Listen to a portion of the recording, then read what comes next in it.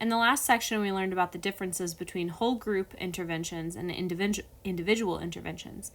In this video, we will learn specifically about strategies to use with your whole group of students in order to regulate their emotions. We will specifically go through these 4 interventions. These are used to regulate all students in the classroom when most are not in the green zone. The 4 we will discuss today are threshold check-in, regulation zones check-in, teacher proximity, and mindful breathing. One intervention that can be used to regulate an entire class is the threshold check-in. In this intervention, the teacher stands at the classroom doorway as students enter. As each student enters, the teacher pauses and greets each student by name, asks them a question, for example, how are you doing? How was your last class? How was your weekend? Things like that. And then the teacher also wants to observe their body language and tone to see if the student is showing any signs of being emotionally dysregulated. Here's an example of a threshold check-in. As we watch, look for the teacher and the way that she greets each student. She pauses, talks, and has a brief conversation with each student to quickly check on their body language, their tone, look to see the way that they're responding to her.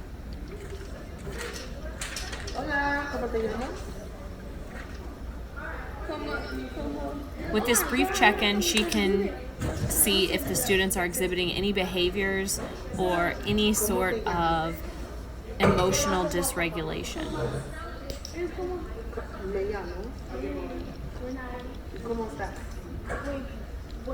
Let's put one here. This is doing now right here. I got a conversation. She gets stuff up in the thing.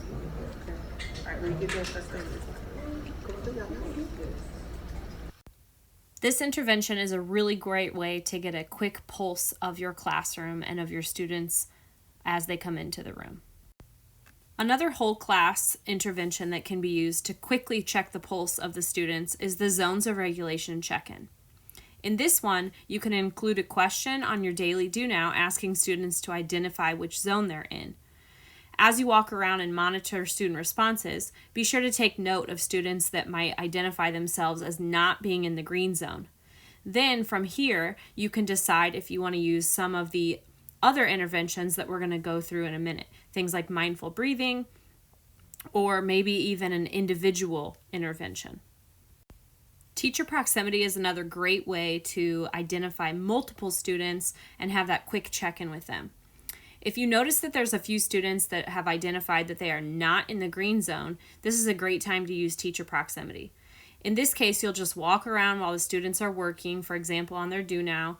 You might say hello to them, give them a quick positive praise, but then you'll be sure to stop in and check in with those students that have not indicated that they're in the green and maybe ask them a question. How are you doing? How are you feeling? Be sure that it's quiet enough that they can hear it, but that others cannot.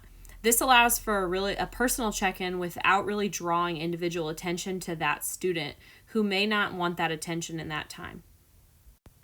If you have multiple students in your class who seem like they're tired, unfocused, maybe even hyper and can't learn, this would be a great time to use mindful breathing. In this technique, you'll be leading students in a breathing exercise. I've found this to be very useful after electives class, breakfast, lunch, or even just in the afternoon slump. There are several strategies that we will go over. One being mindfulness breathing YouTube videos, the freeze-melt strategy, and the nostril hold breathing technique. There are several mindfulness videos that you can find on YouTube, TeacherTube, or any of the other video sharing platforms.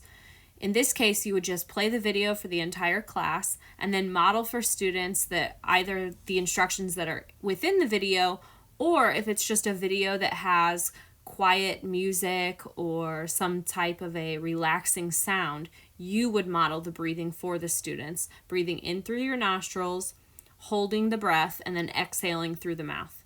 You would continue this for about 3 to 5 minutes, inviting the kids to close their eyes, relax their bodies, and really take in the quietness and the mindfulness and pay attention to what their bodies are telling them. In the freeze-melt technique, this is when you would have the kids tense up all of their muscles in their body, hold it for 10 seconds, and then release or melt their muscles. In this technique, you would want to walk them through the steps and really try to focus on using very quiet, calm directions. So for instance, in the first step, you would tell them, sit comfortably in your chair, stare at the table, start with your toes and work your way up. Now curl your toes, tense up your calves and your quads, tighten your abs and your back. Make fists, work your way up your arms, freezing your wrists, your forearms, your biceps, and your shoulders. Freeze your facial expression, but still breathe, and hold. Count to 10 while you stay super frozen, and you would count that number with the students. Then you would instruct them to release each muscle group that they froze. Release your face, release your neck, release your shoulders and your arms, release your fists, abs, and back. Now finally relax your legs all the way down to your toes, exhaling your breath. Another mindful breathing technique that you can use with the whole class is the alternate nostril breathing. In this technique, you would just follow the steps that are given in the graphic to the right.